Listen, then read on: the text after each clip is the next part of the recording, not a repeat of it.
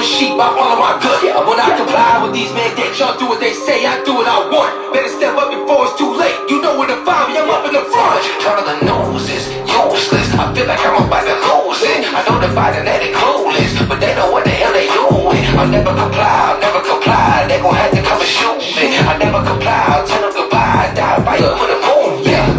What if people would've listened? How you like the cost of living? How that inflation hit you? When you make all that money, they gotta go spend it. How you disagree with my last song? How you breathe with that mask on? Being levels for the propaganda. Why can't the culture ain't last long? It was all in a stretch, just a manipulation through the media.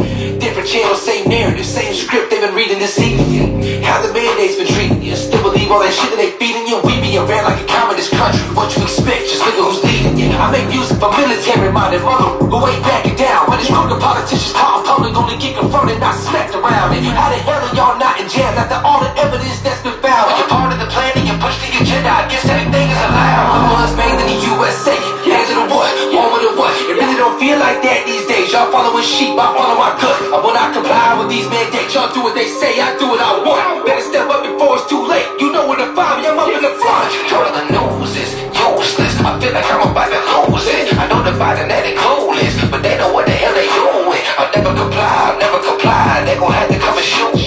I never comply, I'll tell them goodbye. Die by you for the movement. I don't agree with this, I know you seeing this. I know what freedom is, I know what scheming is. This ain't America, look how they treating us. It's like the government really want people to stop. Epstein was executed in a cell, but the Maxwell case was muted. Your favorite celebrities you think are heavenly really ain't nothing but Lucifer's weaponry. Welcome to Hollywood, everything you never thought it would. You can have anything that you ever wanted. You sell your soul and you keep it anonymous. When they teaching y'all children in school, send it out to your friends. All of the rules, Shadow Man, rights, and it'll be cool. I will not comply. Now what you gonna do?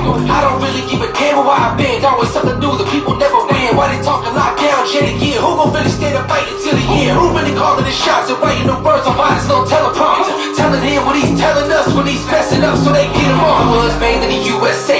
Hands of the what? One with the what? It really don't feel like that these days. Y'all following sheep, I follow my gut. I will not comply with these mandates. Y'all do what they say, I do what I want. Better step up before it's too late. You know where to find me, I'm up in the front. Turn of the news is useless. I feel like I'm about to lose it. I know the body that is clueless, but they know what the hell they doing. I'll never comply, I'll never comply. They gon' have to come and shoot me. I never comply, I'll tell them goodbye. Die fighting for the movement.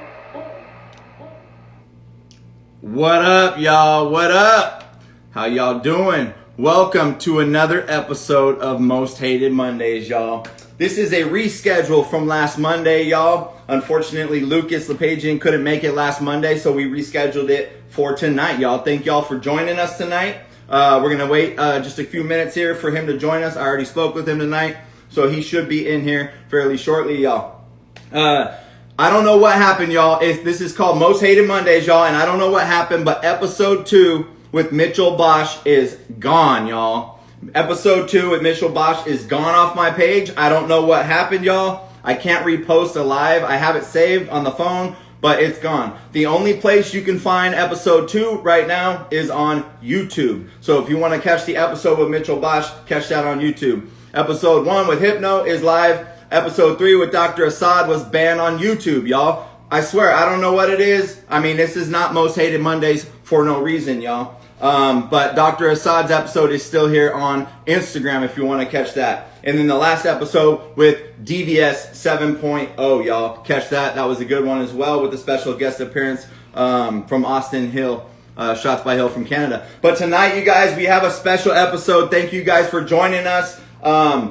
We have a special guest tonight, you guys. I don't know if you know the story of Tinhorn Flats in Burbank, California, you guys. I'm from Southern California, about 70 miles east of Burbank, California. But I have some really good friends who live in Burbank, California. And the story of Tinhorn Flats hit home to me. And tonight, we're blessed to be here tonight live with Lucas Lepejian, one of the co-owners of Tinhorn Flats, who at 20 years old, you guys, went up against the city of Burbank, the Burbank City Council, the Burbank Police Department for that matter. And, he's got quite a story to tell tonight, you guys. So if you guys have any questions throughout the show, put them in the question box at the bottom. There's a little question mark right there with the little bubble. Hit your questions in there if you guys like, or I'll try to catch them as well throughout the show, which is hard to pay attention to both. So again, Lucas Lepejian tonight, who was 20 years old when this happened. He was on the front lines of his family restaurant, Tinhorn Saloon and Grill in Burbank, California. And they refused to comply with the mandates. And I don't want to give out too much of his story before we bring him on here. But let me see. I saw him join. Let me get him in here real quick, you guys, and we will get right to it. So, Lucas is joining us tonight. Him and his father and his sister all own Tinhorn Flats. And he should be joining us here shortly. Lucas, thanks for joining us, man. How you doing? Good. Thank you so much for this opportunity. Hi, all. I appreciate you joining us. I was just getting ready to say, Lucas is joining us tonight, you guys, from Thailand. He's, out there visiting his father. And so I appreciate you taking time, Lucas, with your time with your father to come and talk to us and tell your story.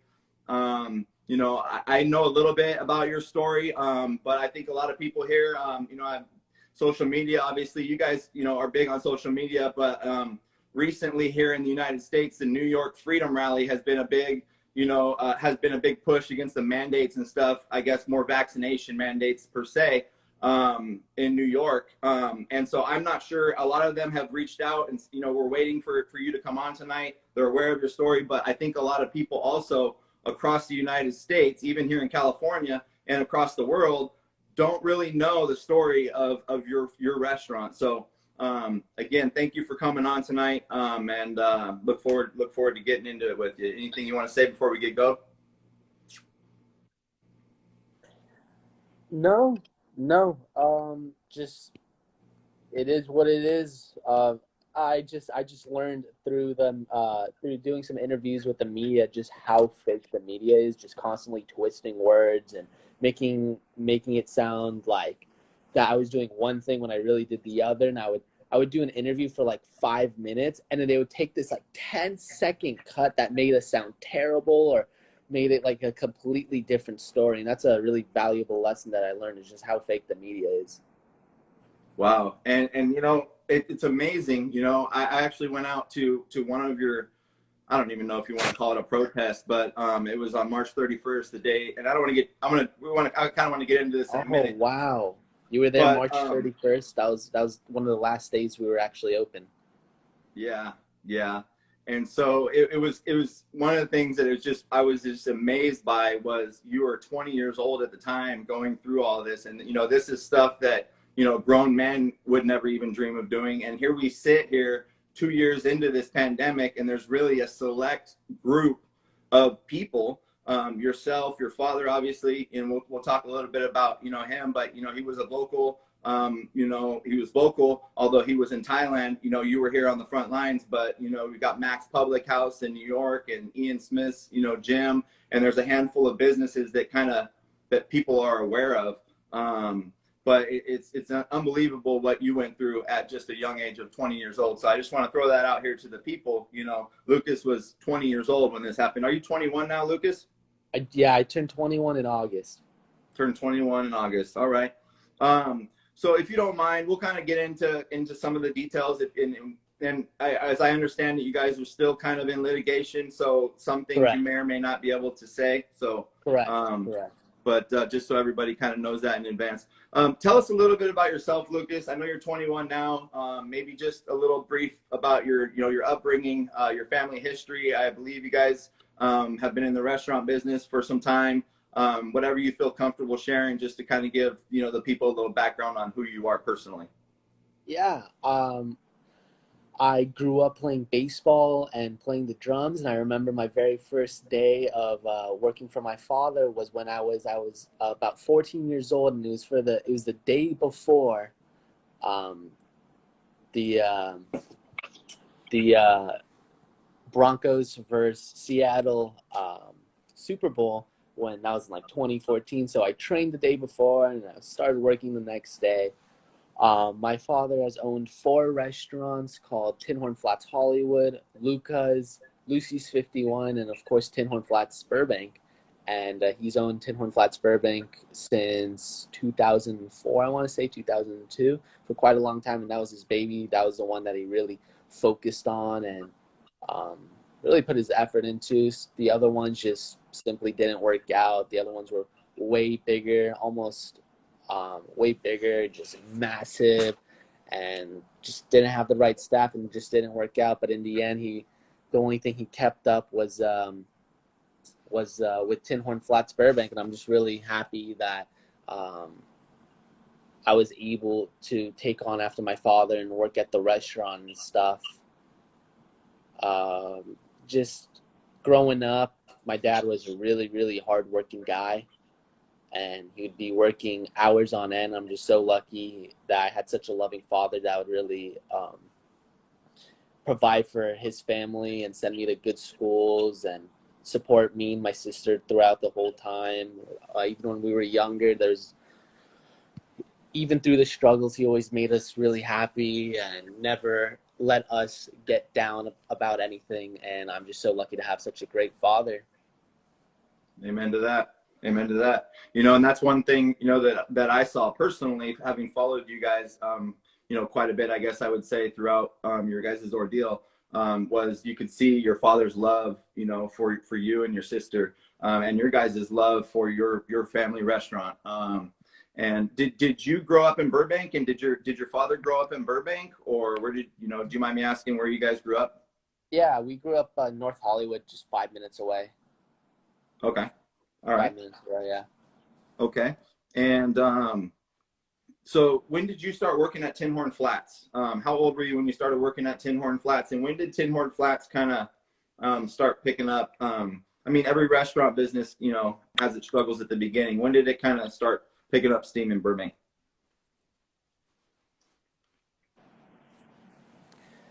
I started working at Tinhorn Burbank when I was about 17 years old.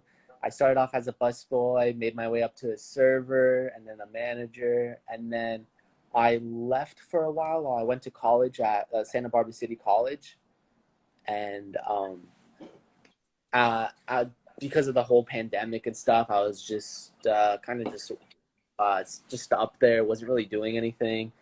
All the school was online, and I was just paying rent and stuff, so I didn't really want to just stay up there and not do anything. So I came back down, just had the opportunity to work, and I lived with my sister down here, and so I was working at Tinhorn Burbank while I transferred to Los Angeles City College.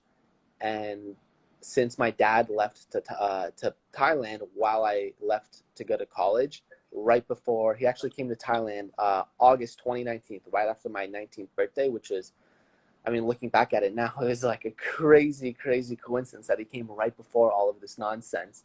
And when I came back from college, I was just working at Tinhorn, and it was really slow. It was really not really the most enjoyable because of the pandemic, and it was really slow. We had to close, we had to open, nobody knew what was going on, and it was just very uneventful, to say the least. But we were trying to make it work.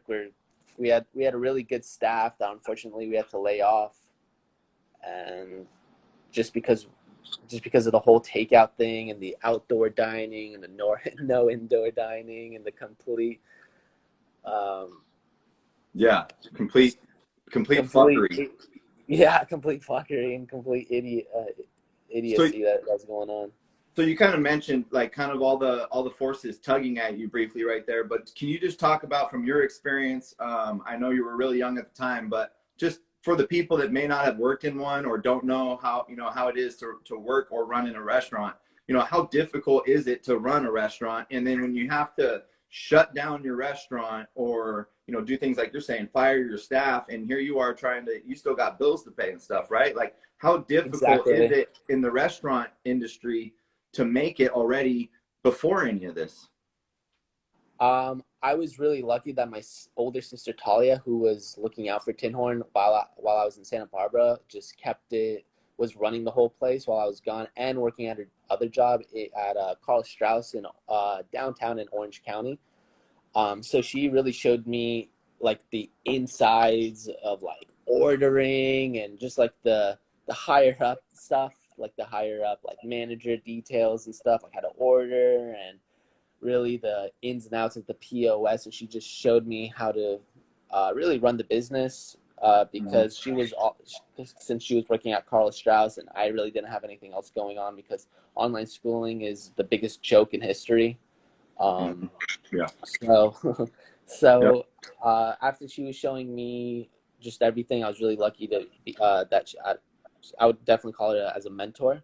So running that, I had a really good mentor, and I really caught on quick, I would say. And next thing you know, we're not allowed to serve outside, and then we're allowed to serve inside. We're not allowed to serve outside, and it was just nobody knew what was going on, and every other week there's new rules, new mandates, and and at first, we were wearing the masks and doing the whole COVID, just anything to do to stay afloat. Me and my sister were working all the shifts just because money was tight. Money was tight, and a lot of people say, oh, why didn't you guys just get loans and stuff, and the PPS is whatever, the PPE loans and everything. We got some. We got 50 grand for 2 years, but 50 grand in California, if we were getting 50 grand a month, yeah, that'd be awesome. But 50 grand in total in 2 years, that's chump change. That's total chump change. I mean, just everything was just skyrocketing, and the meat and the chicken, and just having to buy all this COVID stuff. I mean, just a thermometer was $80, and you had to get that, or else, the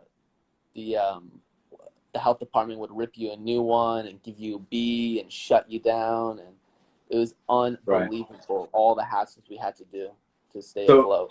Can you talk about that? Can you kind of, since you kind of briefly talked about, all of the back and forth at the beginning, right? Like outside and then inside and then mass, like all that. What was like the first encounter, I guess, for lack of better words, that you had with either a city official or a health department person during COVID that you can recall, or, that your sister maybe encountered, that kind of started your whole situation with Burbank? City, a health department city came in, and they emailed me like 10 or 15 pages called the appendix about the new COVID rules and all of this. So I had to email it to the staff workers, and they were supposed to read it, but in the end, it was just all common sense that pretty much every restaurant has to do anyway ever since you've owned a restaurant. I mean, really nothing has changed with COVID. I mean, yeah, obviously you got to wash your hands every time you touch something gross, and you got to wash your hands before you touch food, and you should, the way you carry yourself, like it's all common sense. Like, why with this cold, all of a sudden you got to be washing your hands every 5 seconds, and having a face mask on, which I personally don't even think do anything. Like, when they came in giving me all these pieces of paper, I had to just post them all over the wall, and post all these pictures and posters about the COVID, and staying away from one another, even though everyone's in there having drinks. So when you come in, you got to wear a mask, right? But as soon as you sit down at your table and drinking a beer, you're good to take it off, because COVID doesn't attack you when you're drinking a Bud Light or eating a cheeseburger. It was crazy, man. And you know what's crazy is that people forget all of this stuff, man. And the way that they condition us and they stretch it out. I mean, like, you guys on your Tinhorn Flats page are heavily censored. I can't even tag you guys, and it's absolutely, they basically, human beings have short attention spans, and they've made this whole thing drawn out to where people forget about everything that we went through at the beginning of the lockdown, all the back and forth. How many times, before we get into the specifics of it, but how many times were you actually arrested?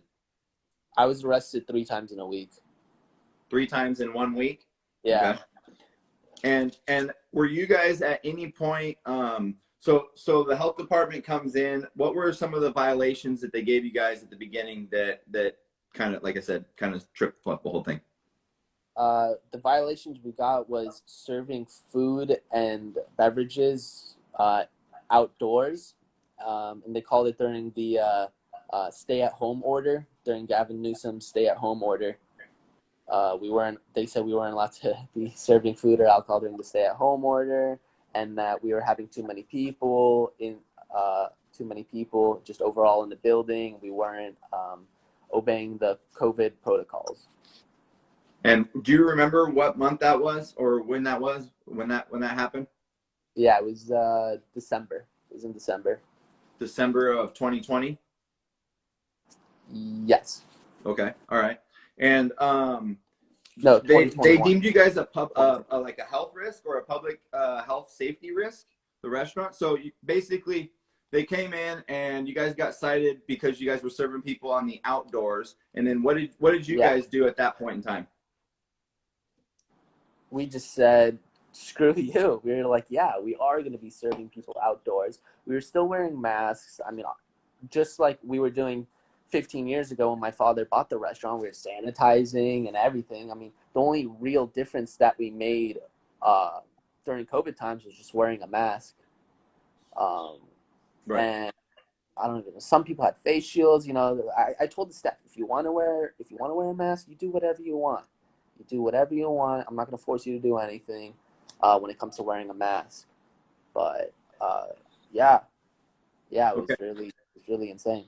So the city comes in and they give you guys, what, they fine you guys, or how did that, what did they first do to kind of, and then what happened after that? Did they come back? Yeah, it started off as they're coming in every day. How it all started was my father made the announcement on Facebook and Instagram that we will be open during the stay-at-home order and the lockdown. So the whole city of Burbank saw that, and on our first day reopened, they came in and they slapped us with a $150 citation. It was $150, and it went to like $250, and then $350, and it just kept going higher and higher. And then they started hitting us with the late fees because we weren't paying them. And I was like, we're not gonna pay them. And then we racked up around $55,000 worth of fees and citations that I told them we are never gonna pay these. And I told my dad, he was like, yeah, no, it's fine, just keep collecting them. He's like, let them come, like not let them come in, but just go with the flow and get them out of there. Right. So when you say 50 grand, around 50 grand, that was total in like the entire time that you were going through the ordeal with the city? That was just in citations. Just in citations. Yeah. Okay. And so basically they started off by citing you guys, and then what happened next? What was the next step? Because at some point the city shut your guys' power off, correct? Yeah. That was in February. I want to say February 2021. February 2021. Why would they shut your power off to your restaurant? That was actually a judge by the name of Beckloff. The city of Burbank filed some kind of suit, and the judge granted them to turn off our electricity and as well bolt our doors. So okay. They were just doing everything in their power just to not let us operate.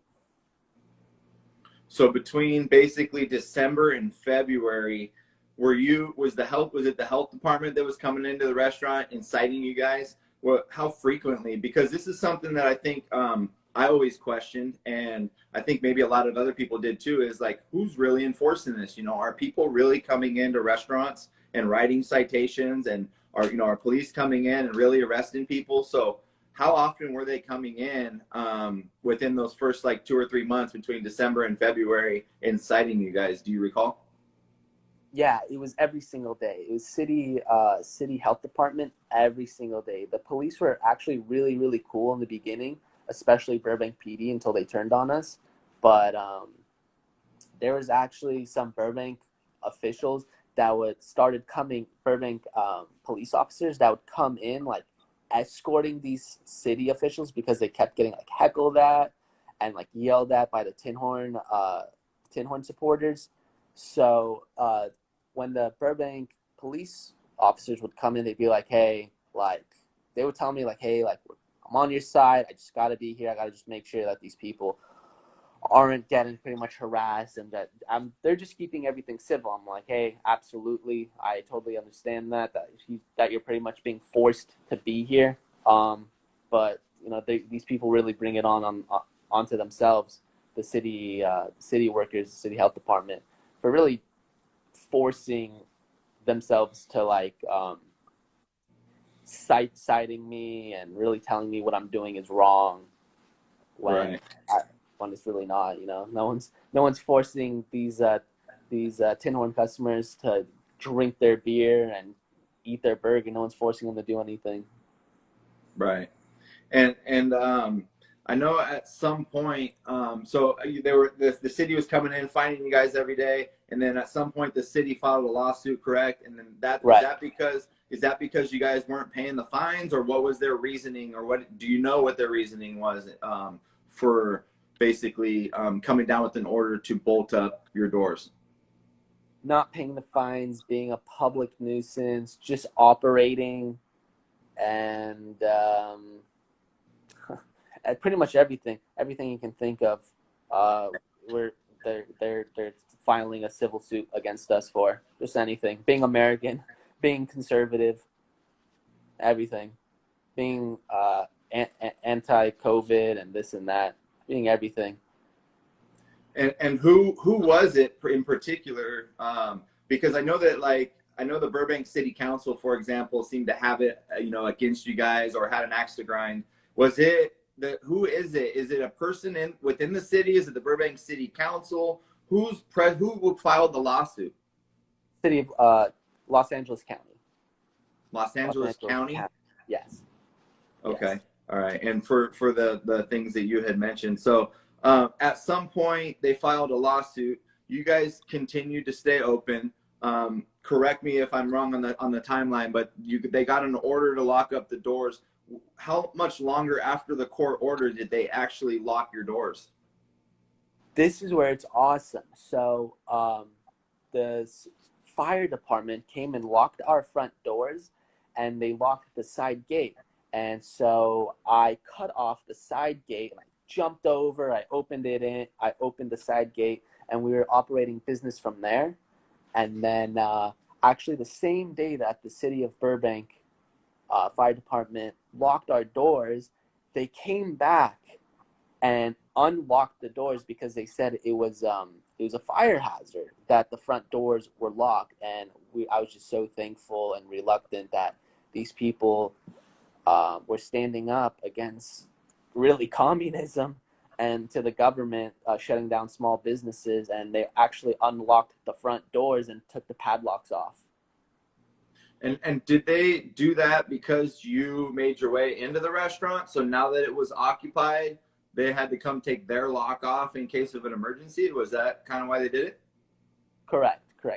They still saw that we were operating and that there was a lot of people inside the restaurant, as in like outside on the patio and just throughout the restaurant. So yeah, they saw it as a danger. So they opened our front doors back.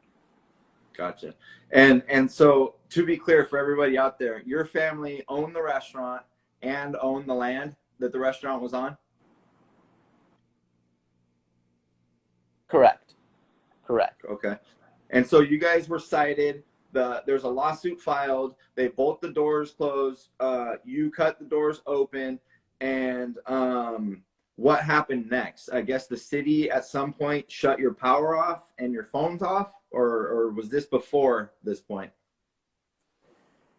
That was after. I want to say after. Yes, they turned off our electricity after. And do you remember approximately when it was that they shut your power or your electricity off? Mid-March. I want to say around March 20th, something along the lines of that. March 20th. Okay. And no, February 20th. February 20th. My apologies. It was February 20th because we were operating for about a month and a half without it. Gotcha. Okay, so about the middle of February or so, they cut off your power, and you guys still stayed open, correct? And I mean, yep. A lot of the things that you need to operate a restaurant. So at this point in time, you guys basically are cited for serving people outdoors when they wanted everybody to completely shut down. And you guys stayed open. You got bills to pay. You already probably lost your employees, and regardless of the details, you're serving people outside. They cite you. They come in. They keep citing you. They file a lawsuit. They lock your doors closed. They shut your power and your phones off. You guys still stayed open. What was your mindset at that point? And at what point were you first arrested? Without giving away the details of the first arrest, when do you remember when that was? It was April 1st. I thought it was a April Fool's joke. Okay.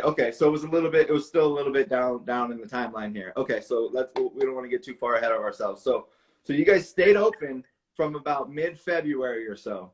What was it like to stay open during that time, having the health department in there every single day coming after you guys, with no power? What were you doing in order to be able to serve? Were you still serving food? How were you operating at that time?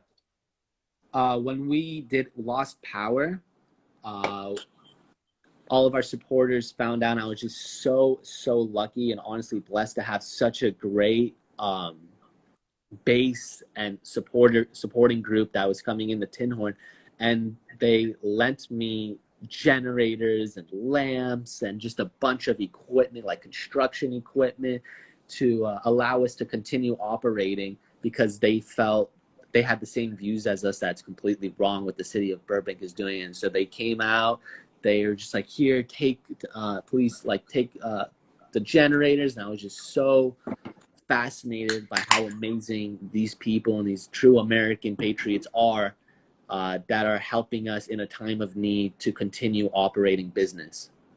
It was truly, it was truly unbelievable. I couldn't believe my eyes how nice and loving these people were. Yeah. And when I came out on March 31st, which sounds like it was the day before your first arrest, now that you're putting a date on it, it was amazing. I was a little surprised, without getting too far ahead of ourselves again, that there wasn't more people there at that point in time. I think a lot more people started coming out after you were arrested, the first, the second, and the third time. But you had a lot of diehard people. How many people would you say, honestly speaking, at this point in time, were supporting your restaurant? Like, just be honest to the people, because what I found is that there's not a lot of people that, in the grand scheme of things, that are actually out putting their neck on the line, their reputation on the line, especially going back a year and a half ago to support. How many people would you say it was, just roughly speaking? This is like mid-February, right, when you lost power?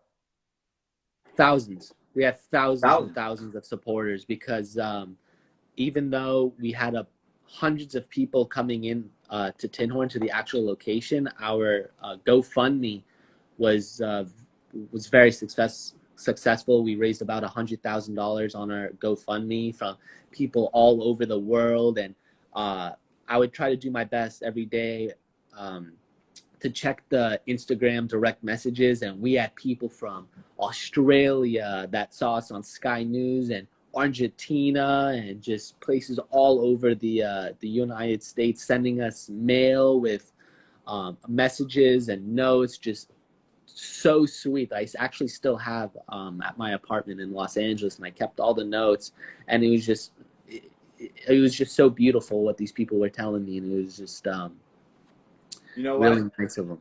It actually, it just brought it all back to me. And I think the first time I came across your restaurant was, I have a good friend that lives in Burbank, and him and his wife went and ate at your restaurant during lockdown. And you're right, it was at a time where no restaurants really were open at all. And you guys, and I remember he couldn't even, like, he had to be careful about posting work, because he didn't want to really, I think he didn't want to give it out to you guys, and he also didn't want to get in trouble for being out at the time, But yeah. I remember that now, and I remember him telling me that it was packed at your guys' place during that time. You did have a lot of support at that time. I didn't make it out during quite at that point yet. But you guys stayed open after they shut your power off. You had a bunch of diehard supporters that helped you out with generators, and I believe I met a few of those people when I went out there. But the city came back in again, right? And is this where they took away your health permit, or what was the next series of events that happened with respects to the city at this point? They took away our health permit pretty early on. I want to say in the middle of January, they took away our health permit. And I actually remember them coming in and they were like, we're here to take away your health permit. And since our sign, like the one that says like A and then it has a signature and this establishment is up to code, they were like, you need to give it to me. And I'm like, you want me to give you our health permit? She's like, yes. And I'm like, no. She's like, okay. And then she left and I'm just like, I'm not going to give you our health permit just because of our political views and operating business during whatever you want to call this, during this era of time. So it was so they took your health ridiculous. They took your health permit. They shut off your electricity. You guys keep going. What happened? So I know that they got the court order. They filed a lawsuit. They got the court order to lock your doors open. You cut the doors open again. What day was that again? The first time that you cut the doors open? I want to say middle of February. Middle of February. Yeah. And then, so what was the next thing that happened? Was it March 31st? Was that because I remember seeing a post that said that the doors were locked up. I guess maybe this must have been the second time maybe. And you were about to cut the doors off at 3:00 in the afternoon. It was during the middle of the week. And I'm like, I'm going out there. Was that the next, I guess, time they had locked up your property, or because that was the end of March? They were putting up these wooden, really thick planks on our doors. So for about a week or a week and a half straight, since we would open up at 11 a.m., I had to go in at like 8:30, 9 a.m. and cut these planks off, and it would just take me so long to cut it off and rip off these planks and the locks and everything. I actually went out and bought like a $300 Milwaukee circular saw. That thing's badass. I'm really, really happy with that purchase. And this is not sponsored by Milwaukee. But before all of this, I didn't know a single thing about tools and generators. And next thing you know, I'm buying all these tools to take down all this shit they're putting up on our doors and locks. And it was unbelievable. It was just all this stuff. So, do you remember March 31st? So March 31st, you guys had a post on your page that you were going to cut the locks off, I want to say at 3 p.m. And you were inviting everybody to come down and support. I'm guessing they were threatening. I believe they actually were. They were threatening to arrest you as soon as you cut the locks off the doors, right? And like, yes. I don't know. I said it earlier. I live in like Riverside County, so I live like 80 miles, east of Los Angeles. But I remember this day, and I got off of work, and something in me just said, I got to be there, right? And I drove down there, and I parked. I forget the name of the street, but I parked, a couple of blocks down, and walked up to your restaurant, and they had the entire street blocked off with police when I first got there. And I actually, when I had just gotten there, you had just walked out the side door, I believe, and were like, "Come on in," and everybody was like, "Hold on a second. Like, get the restaurant ready, relax, And so you spent like 15, 20 minutes. But I remember and I was like, wow, this was crazy, because they threatened that anybody that walked into your restaurant that day was going to be arrested. And they must have had 20, at this point, this is at the beginning, maybe 20 officers, just on their motorcycles. They had the streets blocked off, the neighborhood streets. Tell me about that day. Like, what led up to that day and you guys posting that for everybody to come out and support? Tell the people about that moment. I said come out at 3:00 just to have people around me. So when I did get arrested, because I remember earlier that day when I went in on my normal routine at around 9 a.m. or 9:30, whenever I went in with my Milwaukee saw, they were just like, hey, if you cut this down, you go in, we're going to arrest you right now. And I said, okay, no problem. So we put out that post, hey, come on down at 3 p.m. They said if I cut this wooden plank off and these locks, I'm going to get arrested. So so we put out that post, and lucky as ever, we had such an amazing group of people, a base of people. So they all came down, and I cut everything off, and we all went inside, and I luckily was not arrested on that day. So that's the reason that we all said come on down at 3 p.m. And we didn't even have power at that time either. I mean, I'm glad you weren't arrested that day. That day was crazy. You know, like I said, when I first got there, there's probably maybe 15, 20 police. They had the streets blocked off at one point. What was the main road? What road are you guys off of? Magnolia and Naomi. Magnolia, I believe it is. Then that's the main road, right? Yes. They had that road blocked off in both directions. There was helicopters, news crews everywhere. Counter Antifa, I'm going to call them style protesters there. At one point, there must have been 40 police officers surrounding your building, and they had a full-on SWAT unit there. Yeah. On a fucking tank, man. I'm telling you, this was shit you would see in Fallujah, Iraq. They had the dudes with the full-on guns hanging on the side of the vehicle. I remember watching it go behind your place. Did you see that? I mean, I know that day was crazy for you. I can't imagine being in your shoes at 20 years old. But did you see that? And what is going through your mind at that point? I was just like, wow, the city of Burbank is deploying SWAT on a guy just trying to operate business, just trying to make some money and provide entertainment for the city of Burbank, you know, that they're coming out, spending all this money on this manpower just to stop a guy selling cheeseburgers and beer when you have molesters and pedophiles and drug dealers all around Burbank and looters. But no, come get the guy selling cheeseburgers and beer. But don't, and they really liked it because, you know, conservative, so let's go get them, right? It's crazy. It was absolutely, I couldn't even believe what I was seeing. And I thought, I mean, they said everybody that was going to go inside was going to be arrested. They probably had 40 different officers surrounding the place. They were ready. They looked like they were ready to do arrests. But I remember you went in, you came out, you said, everybody come in. Everybody's like, nah, set up your restaurant first. And it was kind of, at this point, just, I don't know if you know, maybe you do. It kind of was weird and awkward outside of the restaurant because you had this mix of police. You had counter protesters, you had supporters, you had some people that were there just to watch what was going on and film what was going on. You had really diehard supporters of you and your family's restaurant. And I remember a lady out there yelling at everybody going, we're going to find out right now who's about it, you know, because they were threatening to arrest everybody in there. Right. And people lined up, and there must have been anyway.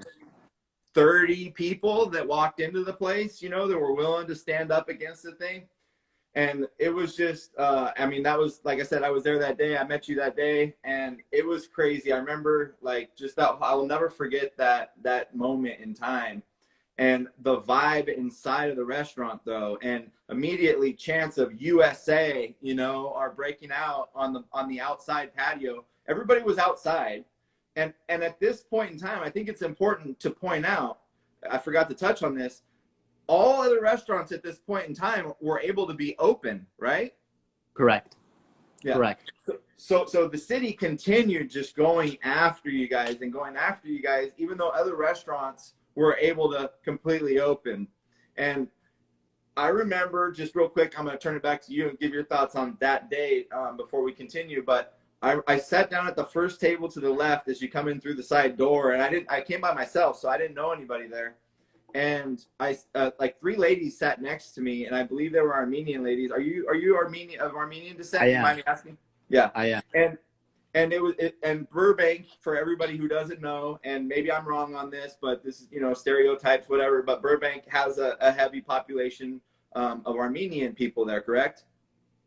Yeah, is that safe to say? A decent amount in Burbank. They're mainly in Glendale, but there's a decent amount in Burbank as well. And Burbank, Glendale are 10, 15 minutes apart.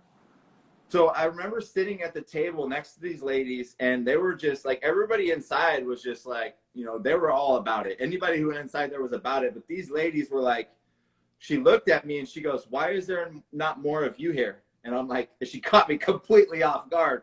And I'm like, "What do you mean?" And she's like, "Why is there not more Americans out here supporting this place and supporting freedom?"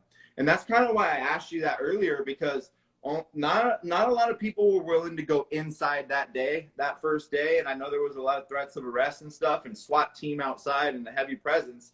But this was literally a battle for freedom, and liberty. And I looked at her, and I'll never forget this. I'll never forget her face. And I was like, I don't have an answer for that. Americans are spoiled. We're spoiled. And it really takes a lot from us to rise up, and I still look back at the entire pandemic, and I still think that holds true. But you had a lot of support, there that day. Not a lot of people all went inside. But do you feel like, what do you feel at that? Did you feel like you had a lot of support at that moment? I know it was during the week, but like people who actually were willing to kind of, stand there side by side. Do you still feel like you had thousands of people there on that day? 100%. On that day, it really showed who is the most elite supporting. And you know what? I love every single person that came out, even if it was just one time. It doesn't even matter how much money you spend. It's not really about the money. It's just the fact that people are coming in and still supporting in any way that they can, whether it's just giving me a high five or purchasing a beer. But the fact that really on that day that people were sacrificing and risking the chance of them getting arrested for coming into my family's restaurant is just absolutely, it's amazing. It's amazing that, and I'm just very flattered to be a part of an amazing community like that. That's really sacrificing their careers and honestly their lives to get arrested to come to Tinhorn Flats. Very fortunate to have a group of people that amazing inside an establishment all at once. And you're right. And I think after that, I've just kind of, was putting myself in that moment. There was a lot of people outside, and throughout that day, it grew and it grew and it grew. And I think after the 31st, I mean, it looked like thousands of people out there after that supporting you out on the streets. The streets were blocked off, but they used sandbags. They locked your doors shut. They fenced off the entire building at one point. When was that? And when I say they fenced off the entire property, we're talking 1 by 1 inch mesh fence that is like you're not supposed to be able to climb it. I know some people did climb it eventually too, or I think they climbed it. But anyways, you got arrested, you said, on April 1st. Correct. What time did they arrest you? For what? If you could walk us through your first arrest, if you don't mind. I was working with a lifelong employee family member. His name was Victor, who's actually worked for my family for 20 plus years. And he was one of our the main guys working at Tinhorn. He was a bartender. And so since there was no electricity, I was there 24/7 making sure everything was going okay. So it was pretty slow that night. I don't remember what day April 1st was, but it was just a weekday. It was probably a Tuesday or Wednesday or something. It was pretty slow. So I was just letting Victor handle everything while I was just sitting there on my computer, probably watching YouTube videos, just relaxing. And since we were only using the outdoors, there's maybe 10 people. So we got hungry, and we were only serving at the time cheeseburgers and sandwiches, and we had just been eating the same thing for weeks on end. So I was like, hey, like I'll treat us to some food, and I was like, what do you want? And we decided to get some Middle Eastern food. And so long story short, I was like, all right, the food's ready. I'm gonna go pick it up. And it was 7:30, and I start driving there, and I was on the corner of a Magnolia and Victory, and there's some sirens behind me. And I'm like getting pulled over. I'm like, what the hell's going on? And so police officer comes up to my window. I'm like, hi, officer, what can I do for you? And he immediately says, step out the vehicle. I'm like, what? I was like, what do you mean step out the vehicle? I was like, what did I do? And he's like, step out the vehicle right now. He was kind. He wasn't, he was as kind as could be. And I was like, and it clicked, just like that, click. I was like, oh, I was like, am I getting arrested? And he's just like, step out the vehicle right now. I'm like, oh my gosh. So I was like, so I told him, I was like, I'm going to reach for my phone right now. And it was on my lap. And so I grabbed my phone to try and call my sister. I'm like, I'm going to text my sister right now. I'm getting arrested.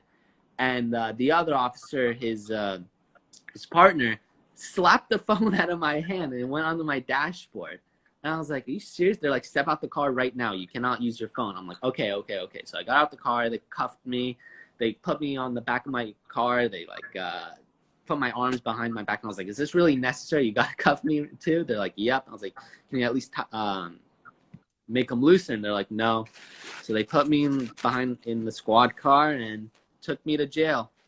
And throughout the whole time, I was like, are you guys serious? Like, you really got to be doing this right now? I was like, shame on you. And you could be using your time for a better purpose, and just shaming them.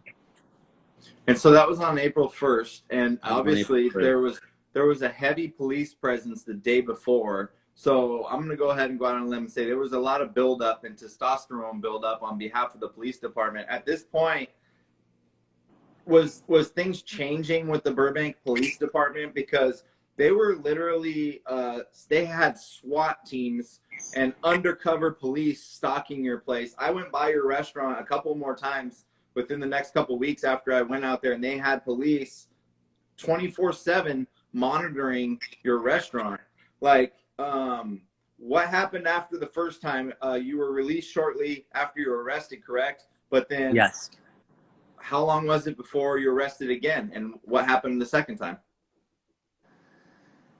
The second time I was arrested, I want to say it was the next day. I want to say it was the next day that I was arrested. Yeah, I was only in there for a couple hours, but the next day I had a very strong feeling that I was going to get arrested. So I wrote down a bunch of phone numbers on my arm, and at the end of the shift, so we closed Tinhorn pretty early. It was like 9 o'clock, and by the time I was done cleaning, me and the boys were done cleaning and everything, it was like 10:30 when we'd get out of there. So I got in my car and I started driving, and I was right next to Porto's, which is Hollywood Way in Magnolia, and miraculously there's signs behind me. I pull over, and this time there was like 2 or 3 squad cars, and I'm like, so they pull me over, and I'm like, they're like, do you know why I'm pulling you over?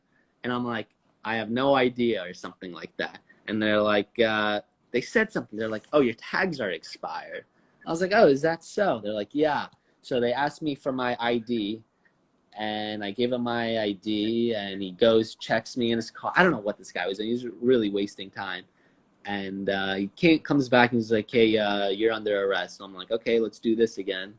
So I got out the car, and 2 or 3 squad cars, and he said a code 7 or code 03, something like that, which means everything's all good. And then they put me back in the squad car again, and just like the day before, I kept shaming them and telling them what they were doing is wrong, and they kind of agreed with me. They're like, yeah, we understand, and this and that. And I asked them some questions, and what these cops love to say, which is kind of scary, is I'm just doing my job. They said one of 3 things. I'm just doing my job. If I ask them something else, they'd be like, that's out of my pay grade. They think they're the funniest people in the world. Oh, I don't know. That's out of my pay grade. And I'm just following orders. Something along the lines of that. It was really stupid. But yeah, that was my second arrest. Yeah, those are the 2 common things, is you either ask a question and people can't answer it, so they tell you to go above, and those people never answer their phone or never answer it. And I'm just doing my job, they're just afraid of losing their job, but it's okay for you to lose your restaurant and lose your livelihood, but it's okay for them, to not, and to enforce all that.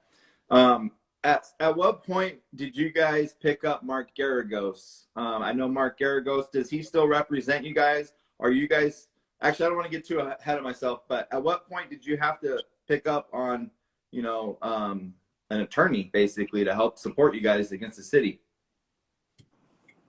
Mark Garagos is doing an absolutely stellar job, and we're just so happy that he is still representing us, and he's been on our side for quite a few months. It's been over a year now. It's been just over a year since he's been representing us. He's probably been representing us since I want to say either January or January 2021. Okay. And he's just been handling everything in the situation and handling everything when it comes to all these civil suits and Gotcha. fighting the health department and the county of Los Angeles and just anything. He's been there for us. And we've been asked a lot of times why Mark Garagos and not a civil lawyer like Peggy Hall or this other lady, Rhonda Baldwin. And honestly, Mark is just a very well-known, powerful lawyer, and that's what we need. That's what we need. Guys that's been in the game for a really long time. And my father actually knew him because he won some kind of tickets from a show, and he went to go meet him. And he actually knew him. And Mark has been doing an absolutely amazing job. All right. And so you were arrested the second time on roughly April 2nd. You said earlier you were arrested 3 times. Yes. At what point can you tell the people the timeline between your last arrest and when they actually fenced off your property? Because I was there that day they were fencing off your property as well, and it people were going after the fencing company. Right. Pilgrim Fence Co. Pilgrim Fence Company. And it was crazy because, I mean, the people, they were wearing they're covering themselves, but I just was like, wow, who would come out here and do this? I know I saw who was doing it. But what was the timeline between your final arrest and when they fenced your property off? Because I don't think you went back into the property after they fenced it off, did you? No. I mean, legally, no, I did not. No. Do you remember when it was that they fenced the property off, though? And yeah, what was your final arrest?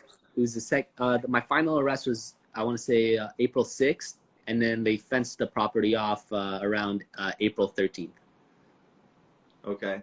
And so between your second arrest, early April, and your last arrest, were you operating Tinhorn Flats still between that period of time? Can you answer that? Or what were you doing between that period of time? We were looking at a food truck. That's right. I remember that. Okay. And so you were like, okay, 2 in a row, boom, boom. I don't want to get 3 in a row, 3 days in a row. So about a week or so went by. I remember that. You were reaching out. You reached out, and you finally found a food truck, didn't you? Got one. I think you had a couple days with the food truck, 1 week. And then what happened? We had 1 week with the food truck, and then so the company that we got it from was I don't remember what the company was, but the guy in charge was a total jerk off. He's just a terrible guy. His name was Sharif. So there was a bunch of stuff wrong with the with the truck itself. Like, he had a hard time starting on, and there was like some kind of leak, and I don't know. There's just a bunch of stuff wrong, and this food truck was really expensive. It was like around $2,500 a month that we're paying for it, almost like a small building itself. So the day the health inspector came out, which was our second day of operating, or third day of operating, there's a health inspector that came on. He's like, I need to come inside and check it out. And I said, no, because I know you're going to fail me, and you're just doing that. You're just targeting me. And also, we just got checked because I wouldn't have gotten this truck unless it was checked by the company. So the company shipped it out to the health inspectors. They approved it because they thought it was for the company, but we told the company, who kind of like sided with us, like, okay, yeah, sure, like, you can have this food truck because it's just business. But we said, don't tell them it's for Tinhorn Flats. So what they did was, before the company gives a food truck out, they get it checked, and then they give it to you. So that's what I explained to the health inspector. He said, absolutely not. I need to come inside and see. And I said, no. And then he was bent out of shape, and he left. And the next thing you know, I get a phone call from the manager guy, Sharif, and he's all upset with me. And I said, dude, you told me that this was already checked and we have our grade and this and that. And he says, no. And I was like, okay, look, I need to bring it. I tell him what's wrong with it. And then he's like, okay. And then I had to take it back because of everything that was wrong with it. And I never got it back because he was pressured by the city of Burbank to take it away from us. And then, so what was your final arrest? My final arrest was about a week before that. It was on April 6th, and that was for, the sandbags in front of Tinhorn? I moved like 8 of them. I just moved the sandbags because I was what was I going to, I think I was going to start cutting again. Yeah. And they were, for the people that don't know, the police were literally across the street. They had this place marked for probably a good 3-4 weeks. So yeah, I'm imagining they were just sitting there watching you move the sandbags. Is that correct?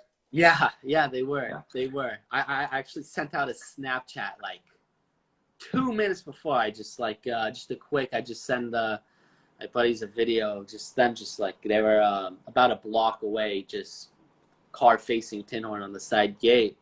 And then I said something like stalking me or paparazzi, something sarcastic like that in the Snapchat. And then I start moving the bags. I got my Milwaukee drill with me. And then about 5 minutes later, I get arrested. And then, so what happened after that? I was like, what am I getting arrested for? And they said the thought about going inside of Tinhorn, they said something about planning going inside of Tinhorn and operating and this and that. And I was like, no. I get arrested. And then after that, we're like, all right, I can't keep doing this anymore. The city of Burbank PD is against us now. And they're pretty much being forced to arrest me and make our lives as miserable as possible. So that's when we really started thinking about getting a food truck and operating from that, because that was, I'm not even going to say legit and legal, because I personally think everything that they did against us was illegal, but it was allowed. I'm just going to say it was allowed. We were allowed to operate a food truck in the eyes of city of Burbank. And so what was city of Burbank's agenda this whole time? I mean, now we're into, April or so, and everybody else has opened up. And now at this point in time, they have your entire property. At some point they fenced your property off. Why did they fence off the property? To make an example out of us. And that's what I really think. How were they able to fence off your own restaurant on your own property? Or how were they able to pull that off, in which way? So in a court hearing, there was this court document that says that Judge Beckloff wrote, saying that the city of Burbank is not allowed to put up any obstructions around the perimeter. And then once the city of Burbank did and went against a court order, we filed a complaint, and Beckloff said the city of Burbank can do anything they want because it's their city. And we're like, how is this? We pretty much asked, like, how is this even a thing? Like, how can the city of Burbank put up a fence? And the judge and pretty much everyone told me the city can do whatever they want, which is actually, like, when you really think about it, really scary that the city can just fence off your own property and your own business. It's absolutely crazy. Absolutely crazy. And so once they fenced the property off, you guys had pretty much lost the food truck. I'm sure at this point in time, you guys had to make a decision, and you guys maybe made the decision to let this play out in litigation. Is that accurate? Exactly. Unfortunately, that was our only option, is just to let it go. Going back inside was not an option.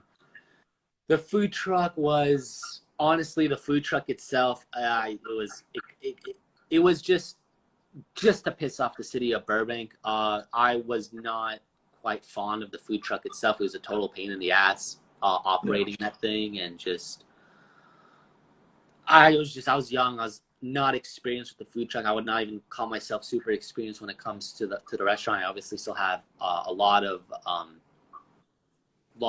learning to do, but it was a difficult time period, and we just said, okay, we're pretty much out of options here. Let's see how it goes in litigation in the court, and hopefully it all works out, because we really think that we have a good argument here and good points here. So many points as well. Right. And without giving away, for the people, maybe you guys didn't hear this before, but the case is still in litigation. So Correct. where does it stand right now? And I understand the property was fenced off. You guys made the decision to take it up in court, and it's still pending. But I guess to clear this up too, the property itself has now been sold by your family, by your mother, correct? Is that accurate? Yes, I don't have a good relationship with my mother whatsoever. She's just, because of stuff like this, I really personally think that she sided with the city of Burbank to evict us during a time period where you could not get evicted. I don't remember what that term is called in California, that period of time where you weren't allowed to get evicted, but they still figured out a way to evict us in that time period. But yeah, she evicted us, and not only because of that is why we don't have a good relationship, but that's one of many things. That's just the type of person that she is. Unfortunately, I know she's my mother and all, but when you do stuff like that to your own family members, it's very unforgiving. And we pretty much told each other, yeah, we probably shouldn't. We're done with one another. We're done. That's unfortunate. So was it kind of like at the point, I mean, without getting into too many details of your guys' personal situation, your mother and you said the city were kind of working together. Was that their last resort, was kind of like to pull the rug from underneath you guys? Because your mother was technically the landlord, and did she evict you? Is that what basically happened? Correct. So now you have no more recourse with respects to the restaurant at that location? Correct. Okay. And so you guys are still in litigation. You're still represented by Mark Garagos. Can you update the people on where you guys stand as of today, 2022? Right. It's just court date after court date, and got to do this, got to do that. And I mean, the way I look at it is we're still in the fight, and that's all that really matters. That's all I really know. Just I don't really talk to Mark because I want to give him room. I don't want to be like, hey, like, what's going on here and there. So I just asked my dad, hey, like, what happened with this court case? And all he really tells me is, and really that we need to know, is not that he's really hiding anything or Mark's not telling us, is that we're still in the fight. And that's all that really matters to me. What goes on in these court hearings is like, what they do is they have this word. It's like these pictures, and they say, okay, so he said this, they did this, and then Mark says, okay, this happened, that happened, and it's pretty much just he said, she said kind of thing. And all that matters, and that Mark made very explicitly, is that we're still in the fight. We're getting court dates, and we're still getting litigation dates, and we're still fighting. All right. And what exactly are you guys fighting for or against at this moment in time? Right now, that's a great question. What are we fighting for? So we are I believe we're still on defense, and we also we're pretty much doing defense and offense right now. We submitted a very long complaint, saying everything that they did wrong, like my arrests and shutting us down and the health permits and this and that. And it was a super long file of papers that Mark submitted. And then the city of Burbank and Los Angeles County, and pretty much the entire state of California, is suing us for pretty much being a nuisance and going against these health orders and the mandates and the stay at home and this and that and all that bullshit. It's crazy how it's like they're trying to make an example out of you guys.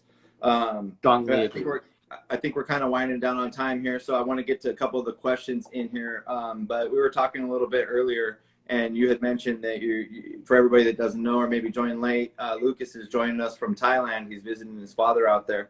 And you mentioned that you come back in a few weeks or a month, and you come back for community service. So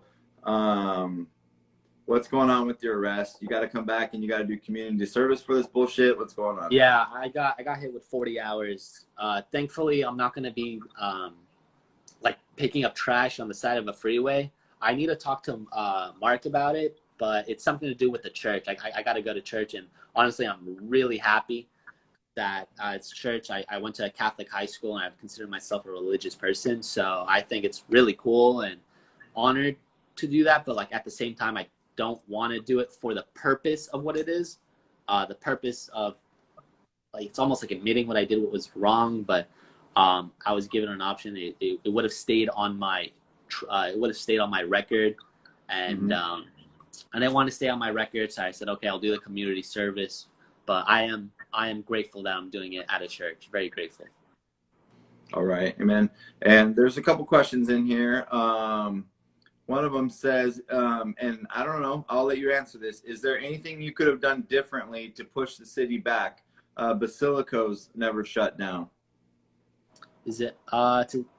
Well, I'm not going to say that Basilicos has it easier, but it's definitely, we have a guy named Constantine Anthony who's a socialist, and in Orange County, Basilicos is in Orange County, which is much more Republican and much more conservative, and he has a much, I want to be as nice and respectful as possible, but pretty much his city council members are not nearly as Nazis as Burbank is. Did they receive fines and visits from the health department? Do you know? I mean, I don't know. I don't know much about their story. I know they stayed open, I believe, too. But did they receive the harassment from the city, though, that you guys did? Because a lot of this is localized. And like you said, the city of Burbank, Constantine Anthony, we didn't get much to talk about him, unfortunately. But and the entire Burbank City Council had it in for you guys. Did the cities have it in for Basilicos? Do you know much about them? I know a bit. I actually went over and spoke to the owner, Tony Roman, I believe that was his name. And what he told me,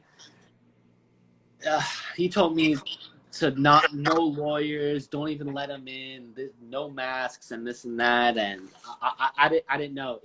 Everything was when the city workers would come in, it was right on the spot. I had to make up all these decisions, and it was really difficult. But what he did was not have any mask. He didn't have a lawyer. He didn't let them inside of the place, and he got off. I think it definitely helps that he was in Orange County, but and he didn't have Constantine Anthony as a city council member. But from what I know, I think he's good.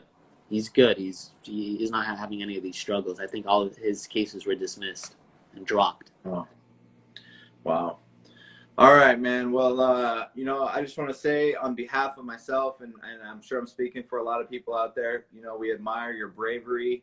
Thank you. Your strength and your courage to stand up, obviously, not only for yourself, for your family's business, for the city of Burbank, for the state of California, but for the entire United States. I know there's a lot of censorship on social media.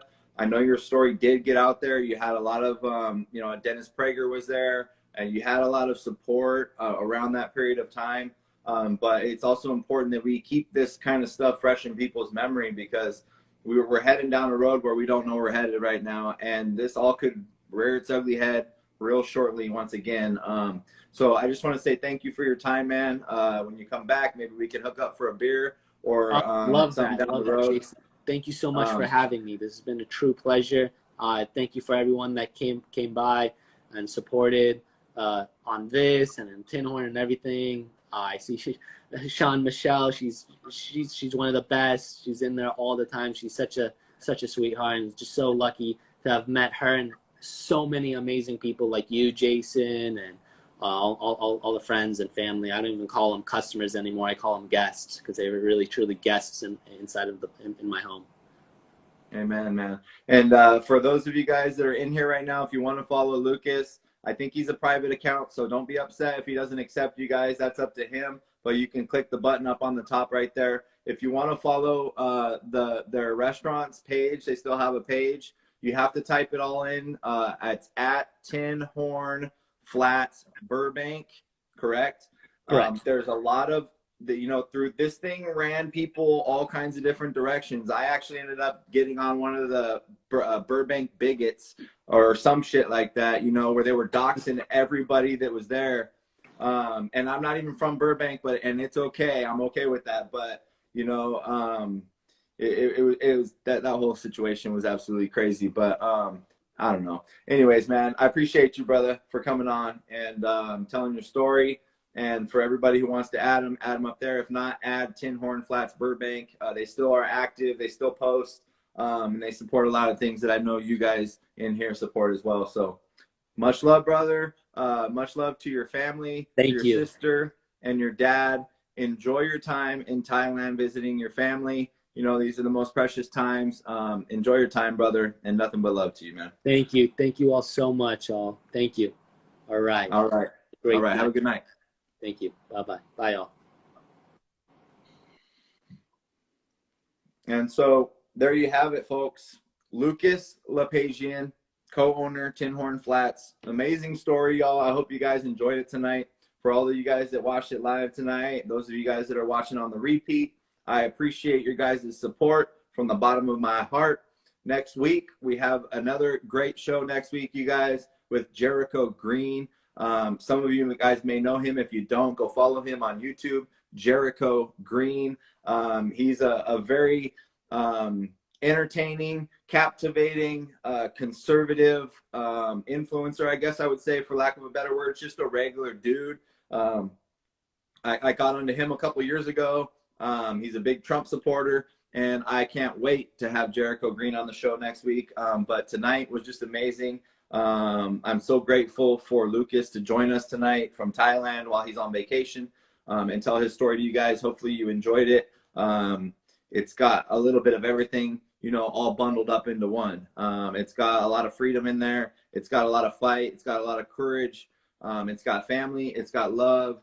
And it also ended in a way that not maybe some of the other ones ended. So I appreciate your guys' support. I'm going to try to continue to bring you guys good stories and good information from around the world. I'm still trying to reschedule with Romeo Georges from Australia. I really want to talk to him right now because with the snap lockdowns happening in China, with the Omicron, whatever variant that Fauci's talking about possibly coming back, I really want you guys, for maybe some of you guys that didn't follow Australia a long time ago, to hear what they went through and what they're going through right now. I'm also in contact with a few other people to bring them on as well, but I don't want to put the cart before the horse. If there's anybody you guys want to see on an upcoming show, please let me know. I'm willing to talk to anybody. Again, I want people from all different walks of life who can come and bring us knowledge and bring us things that are going to help us learn and hear their stories, again, from not just around the United States, but even around the world. So if you guys know somebody, I know I got people in here who follow me from Canada and Australia. So, and that goes for anywhere else around the world. So again,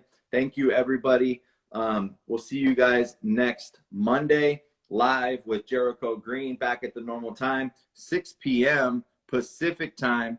And y'all, you're going to have to go catch episode 1. You can catch it here. Episode 2 is on YouTube. It got pulled from here. Don't know where it went. Episode 3 you can catch here, but got pulled from YouTube. Episode 4 you can catch here. And this is episode 5, y'all. I appreciate you guys' love and support. Have a good night. And don't forget, stay brave.